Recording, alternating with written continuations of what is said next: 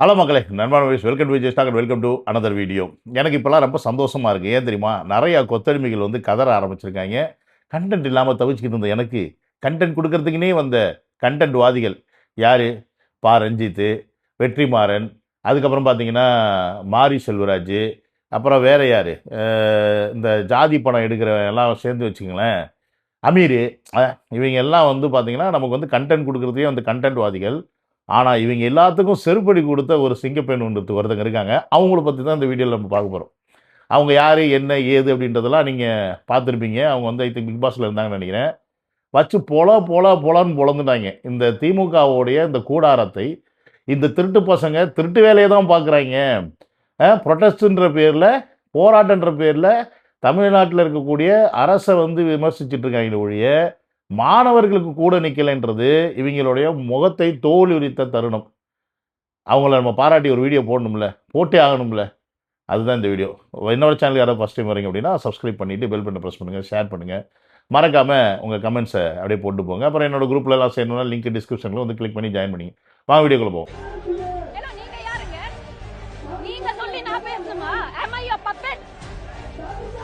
புரியல, யாருங்க நீங்க? இல்ல நான் பேசணும். ஏங்க ஏன் சைடு நியாயத்தை நான் பேசணுங்க? என்னங்க ரிலாக்ஸ்? ப்ரோ ஸ்டூடெண்ட் ப்ரொடெஸ்ட் தானே கூப்பிட்டாங்க. மாணவர்களுக்காக பேசுங்க தான் கூப்பிட்டாங்க. அதுதானேங்க நான் பேசிட்டு இருக்கேன். கூப்பிட்டு வச்சு படத்தை போய் பார்த்த ஜோக்கர்ஸ் சொல்றாங்க. நான் படத்தை போய் பார்த்தேங்க. நான் ஒரு நாள் ஒரு படத்தை பார்த்தா நான் வந்து ஜோக்கரா? வெற்றிமாறன் சார் உட்கார்ந்து இருக்காருல்ல, அவர் எத்தனை படங்கள் எடுத்திருக்காரு? அப்ப அவரையும் சேர்த்த ஜோக்கர் தான் கூப்பிடுறீங்களா? இல்ல, இது ப்ரோ டெமோக்ரசி, ஜனநாயகத்துக்காக நம்ம போராடுறோம் சொல்றாங்க. இல்ல, மைக்கில் இந்த பேசிட்டு இருக்கேன், நடுவுல மைக்கு புடுங்குறாங்க. இதுதான் அவங்க ஜனநாயகத்தோட லட்சணமா? இல்ல, நீங்க எல்லாம் பாத்தீங்க தானே நான் என்ன சொன்னேன்? ஐ ஆம் ஹியர் ஆஸ் அ பப்ளிக்ல ஒருத்தியா ஸ்டூடெண்ட்ஸ்க்கு ப்ரொடெஸ்ட் பண்ண, ஸ்டூடெண்ட் சப்போர்ட் பண்ணதான் வந்திருக்கேன். இந்த மேடைய பொலிட்டிக்கல் எஜெண்டாக்காக யூஸ் பண்ண எவனா இருந்தாலும் நான் சப்போர்ட் பண்ண மாட்டேன். இவங்க தாங்க சனம் செட்டி. இவங்க வந்து பிக் பாஸ்ல இருந்தாங்கன்னு நினைக்கிறேன். ஆனால் இவங்க வந்து ஒரு விஜய் அவர்களுடைய தீவிர ஃபேன், தளபதி ஃபேன். இவங்க நிறையா ட்வீட்லாம் போட்டு நான் பார்த்துருக்கேன். கிளி கிளி கிளி என்னது கிளி கிளி கிளின்னு கிழிச்சாங்க. அதாவது நான் மாணவர்களுக்கு சப்போர்ட் பண்ண வந்திருக்கேன். எஸ், மாணவர்கள் தப்பு கிடையாது. மாணவர்கள் நீட்டுக்கு போராடுறாங்க, அவங்களோட உரிமைக்கு போடுறாங்கன்னா அது தவறு கிடையாது. ஸோ மாணவர்களுக்கு சப்போர்ட் பண்ண வந்த இடத்துல நீங்கள் அதை பற்றி பேசாமல் ஜனநாயகன் படத்தை பற்றி ஏன்டா பேசுகிறீங்க, கம்முனாட்டிகளா அப்படின்னு நான் கேட்கல, அந்த புள்ள கேட்டிருக்கு. அவங்க ஜனநாயகன் பார்த்ததை ஜோக்கர்னு சொல்லிட்டாங்களாம். ஜனநாயகன் பார்த்தவங்களாம் ஜோக்கர்னா, அப்போ நான் நேற்று ஜனநாயகன் பார்த்துலேருந்து என்ன ஜோக்கரான்னு சொல்லி உண்மையாலுமே கோவத்தில் ஆதங்கத்தில் நீ சொல்லி கொடுக்குறத ஏன்டா நான் பேசணும்? நான் என்ன உங்களை மாதிரி கொத்தடிமையாடா? நான் சுய புத்தியோடு இருக்கேன்டா. எனக்கு தெரியும்டா எது நல்லது, எது கெட்டது, எது அரசியல், எது அரசியல் இல்லைன்னு. அந்த புரிதலை தானே நான் வந்து மாணவர்கள் சப்போர்ட் பண்ண வந்தால் திமுக கொத்தடிமைங்க நீங்கள் என்னை வந்து உங்களுக்கு தோதா பேச சொல்கிறீங்களா அப்படின்னு கேட்டது மட்டும் இல்லாமல் அந்த இடத்துல வெற்றிமாறனுக்கு பொலேன்னு ஒன்று கொடுத்தாருன்னு பாருங்க. வெற்றிமாறன் அங்கே தானே உட்காந்துருக்காரு, அவரும் ஒரு இயக்குனர் தானே. அவருக்கெல்லாம் வந்து அப்போ ஜோக்கர் இல்லையா? அவரெல்லாம் படம் எடுக்கலையா? நான் கேட்குறேன். ஜனநாயகம் படம் பார்த்தவங்களாம் ஜோக்கர்ஸ்னா, அப்போ இதுக்கு முன்னாடி போராட்டங்கள் நடக்கும்போது வந்த படம் பார்த்தவங்களாம் யார்? உதாரணத்துக்கு நம்ம துப்புரவு தொழிலாளர்கள் அங்கே வந்து போன ஆட்சியில் எவ்வளோ போராட்டம் பண்ணிட்டு இருந்தாங்க. நம்ம ஸ்டாலின் சார் என்ன பண்ணார்? கூலிக்காரங்க கூலிக்கு போராடுறதை பற்றி கொஞ்சம் கூட கண்டுக்காமல் கூலி படத்துக்கு ப்ரிவியூ ஷோ போய் பார்த்தாரு. அப்போல்லாம் நீங்களாம் என்ன வாயில் என்ன ஏதாவது வச்சு சப்பிக்கிட்டு இருந்தீங்களா? இல்லை யாரையாவது வச்சு இப்படிதான் நான்லாம் கேட்கக்கூடாது. என்ன பண்ணுறது? எனக்கு புரியல. அமீர் என்ன பண்ணீங்க? பா ரஞ்சித் என்ன பண்ணீங்க? கூலி படம் பார்க்கும்போதெல்லாம் நீங்கள் என்ன பண்ணீங்க? லாலிபாப் வைத்து கொண்டு இருந்தீங்களா வாயில் அப்படின்னு தான் நம்ம கேட்கணும். நான் கேட்கல, சோனம் செட்டி கேட்குறாங்க. பதில் சொல்லுங்கடா. டேய், நீங்களாம் இயக்குனர்னு உங்களை வந்து மரியாதை கொடுத்து அந்த புள்ள பேசுதுடா, பதில் சொல்லுங்கள். அந்த புள்ள உங்களை செருப்பு கழட்டி அடிச்சிருக்கு. அந்த புள்ள என்ன ஸ்டேட் இருக்குது, அதுக்கு பதில் சொல்லுங்கள். கொத்தடிமையிலும் நம்பர் 1 கொத்தடிமை டாக்ஸ் மாதிரி வேலை பார்க்குறாங்க. அவங்க தான் உண்மையை சொல்ல போனால். ஃபார் த ஸ்டூடெண்ட்ஸ்க்காக ஸ்டூடெண்ட்ஸ் பண்ணுற ப்ரொடெஸ்ட்டில் ஸ்டூடெண்ட்ஸ் சப்போர்ட் பண்ணுறது என் கடமையாக நான் பார்த்து நான் இங்கே வந்திருக்கேன். இந்த ஒரு மேடையை பொலிட்டிக்கல் எஜெண்டாக்காக யூஸ் பண்ணுற யாராக இருந்தாலும் அவங்க தான் ஜோக்கர்ஸ். நாங்க கிடையாது. நான் தளபதியோட தீவிரமான ஃபேன். நேத்து தான் FDFS பார்த்துட்டு வந்திருக்கேன்.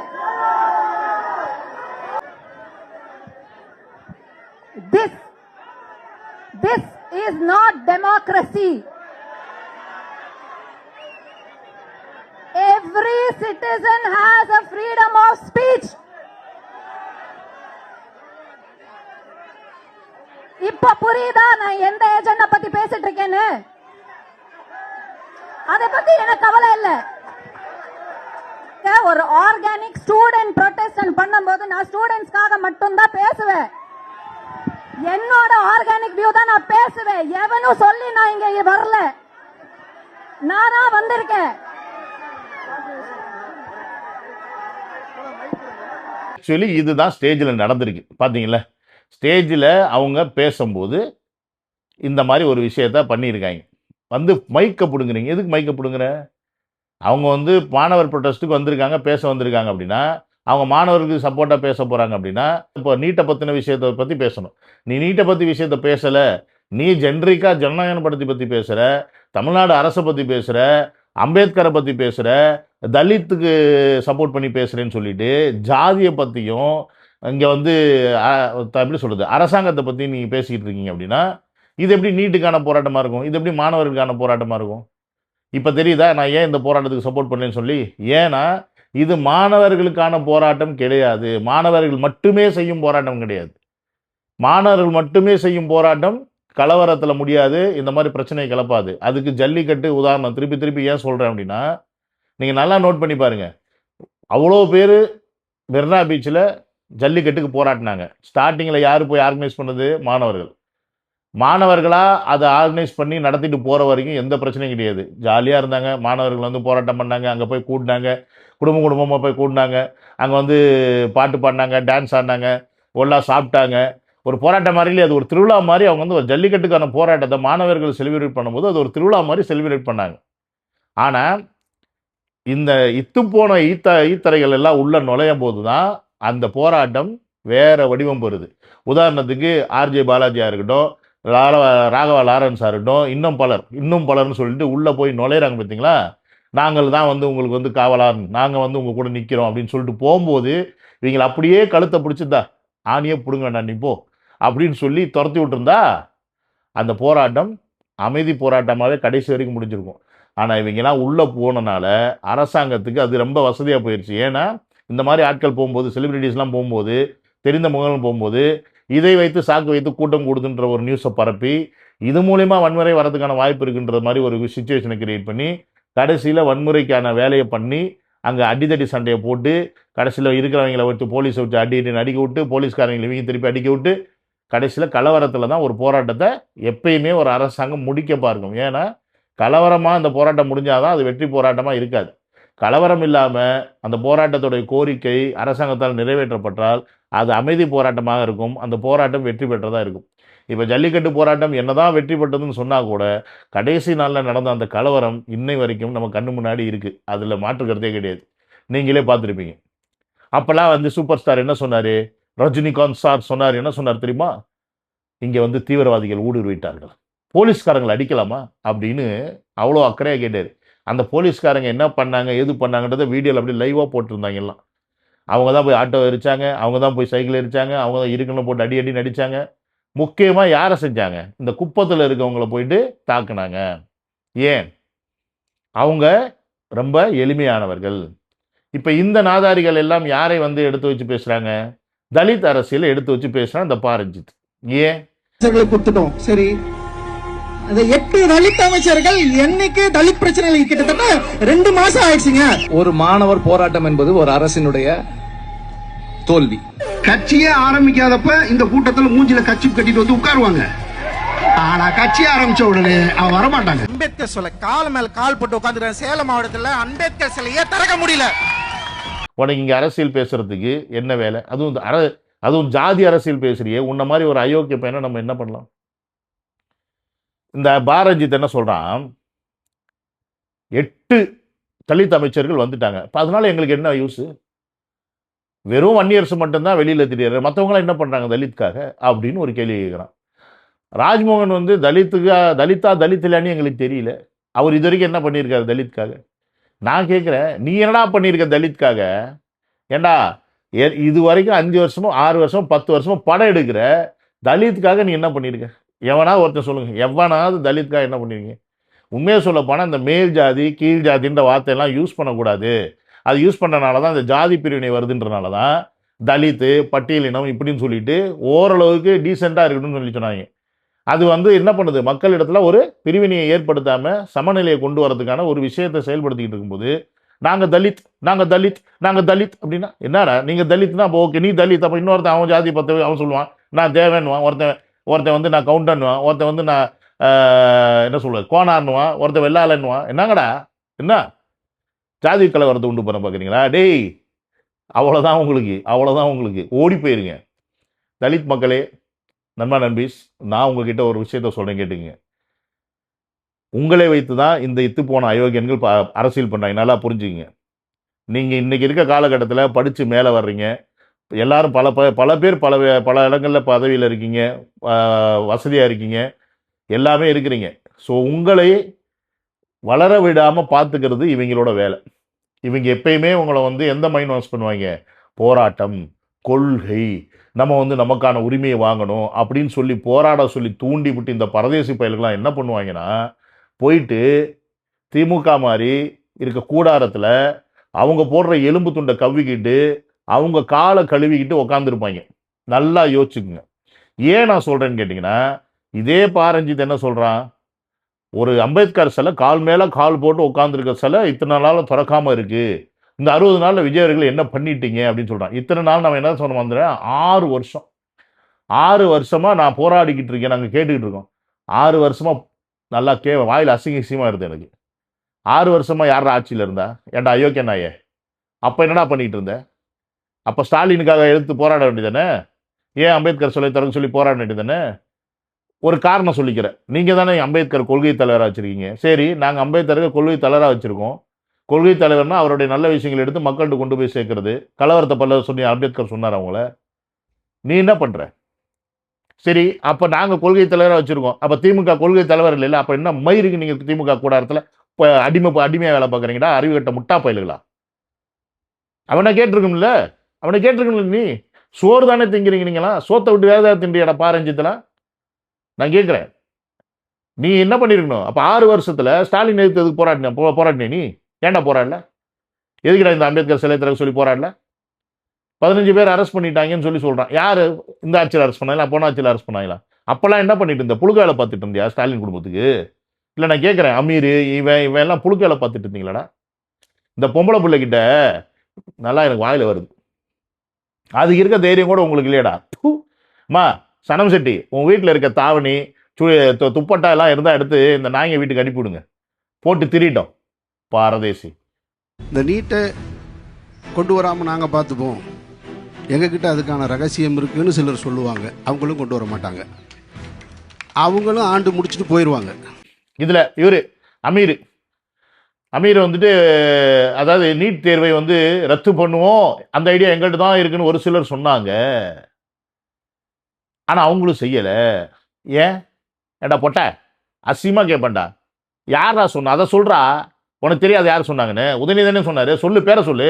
ஆம்பளை தானே நீ? தாடி மீசை வச்சு ஆம்பளையா நீ? ஆம்பளை தானே. போன ஆட்சியில் திமுக உதயநிதி சொன்னார் நீட்டை வந்து ஒழிப்போம், எங்கள்கிட்ட தான் ஐடியா இருக்குன்னு சொன்னார். ஆனால் அவங்களும் செய்யலை. 5 வருஷமாக நாங்களும் வந்து கதறி பார்த்தோம். கதறினீங்களா? எவனாவது கதறினீங்களா? ஒரு பயம் கதறல அந்த 5 வருஷம். போன ஆட்சியில் இந்த நாய்ங்க, இந்த அயோக்கிய நாய்ங்களாம் எங்கே போனீங்க? ஏன்னா உங்களுக்கு படம் எடுக்கணும், ரெட் ஜெயின்ட்லேருந்து படம் ரிலீஸ் ஆகணும், இல்லைன்னா உங்களுக்கு பணம் வராது. உனக்கு ஜாபர் சாதிக்கு கூட்டணி, இங்கே கஞ்சா விற்க முடியல. இப்போ அந்த கஞ்சா வித்த காசில் ஈசிஆரில் ஒரு ஹோட்டலு, அங்கே ஒரு ஹோட்டலு, இங்கே ஒரு ஹோட்டலுன்னு சொல்லிட்டு 2-3 படம் பண்ணாட உங்ககிட்ட எவ்வளோ காசு எங்கேருந்து வருது? ஆல்ரெடி படத்திலே ஒன்று ஏமாற்றிட்டாங்க சூர்யா ஃபேமிலின்னு சொல்லி இப்போ ஒப்பாரி வைக்கிற நாயினி. உங்ககிட்ட எப்படி இவ்வளோ பணம்? எங்கேருந்து நீ இவ்வளோ ஹோட்டல் ஓப்பன் பண்ண? காசு எங்கேருந்து வந்துச்சு?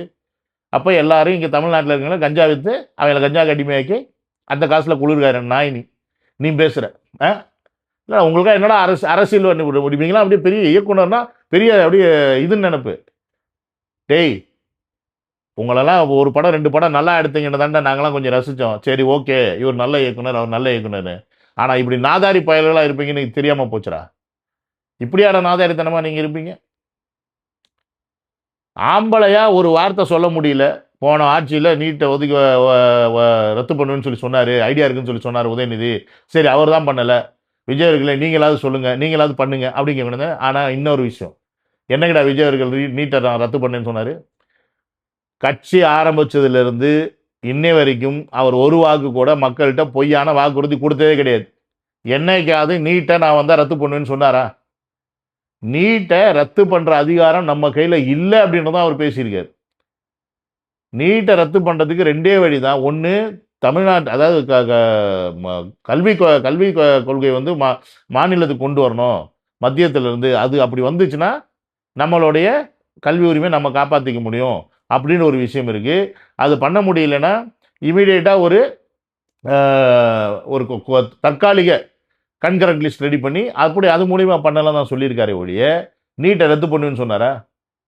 நீட்டை ரத்து பண்ண முடியாதுன்றது அவருக்கு தெரியும். அவர்னால முடியாது, தனியாக ஒரு சிஎம்னால முடியாது. போராடினா நீட்டை ரத்து பண்ணிடுவாங்களா? அப்படியே நீங்கள் பார்லிமெண்ட்லேயே நீங்கள் வந்து அமெண்ட்மெண்ட் பண்ணால் சுப்ரீம் கோர்ட் என்ன பண்ணும்? சுப்ரீம் கோர்ட் அந்த அமெண்ட்மெண்ட்டை கேன்சல் பண்ண என்னடா பண்ணுவீங்க? திருப்பி உட்காந்துட்டு சொப்புவீங்களா? இல்லை, நான் கேட்குறேன், இங்கே இருக்க இந்த பயல்களுக்கெல்லாம் முட்டா பயல்கள் இருக்கீங்க. அதாவது எந்த மாதிரியான திமுக கொத்தடிமைஸ் இருக்காங்கன்றத நான் சின்ன ஒரு வீடியோ கிளிப் போடுறேன் பாருங்க.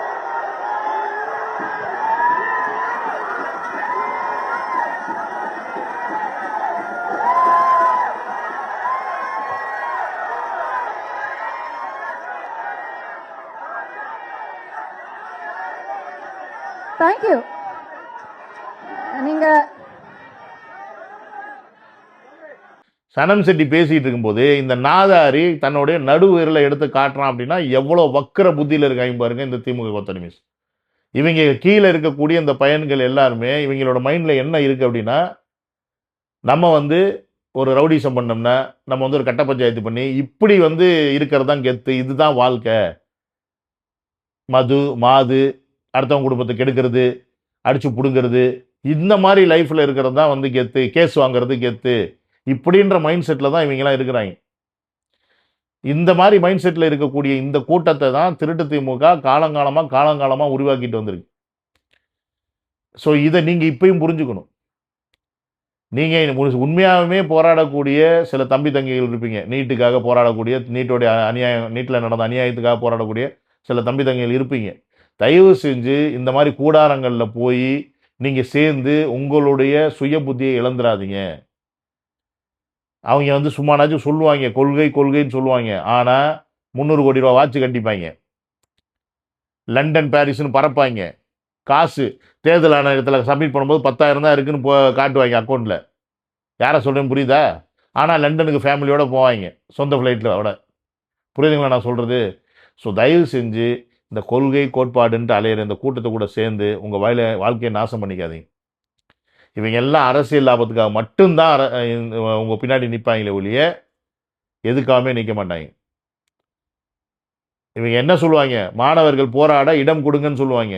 நான் இப்பயும் சொல்கிறேன், அரசாங்கம் மாணவர்கள் போராட மட்டும் இடம் கொடுங்க, மாணவர்கள் மட்டுமே போராடட்டும், பிரச்சனை கிடையாது. ஆனால் மாணவர்கள் கூட நாங்களும் சேர்ந்து போராடணும்னு சொல்லி வந்த எந்த நாயங்களாக இருந்தாலும் இடம் கொடுக்கூடாது. நான் என்ன கேட்குறேன், உனக்கு போராடணும்னா போ, எங்கேயாவது போய் போராடுற ஓரமாக நின்று. நீ போராடுறதுக்காக நான் ஏன்டா அவஸ்தை பண்ணணும்? நீ வந்து ரோட்டில் நின்று பிளாக் பண்ணுவேன், ஏன் நான் போகிற வேலையில் பிரச்சனை பண்ணுவேன். உனக்கு பிரச்சனை, நீ போராடுற, உனக்கு வயிற்று வலி, நீ போராடுற. எனக்கு வயிற்று வலி கிடையாது, எனக்கு வயிற்று வலி இருந்தால் நான் போராடிக்கிறேன்.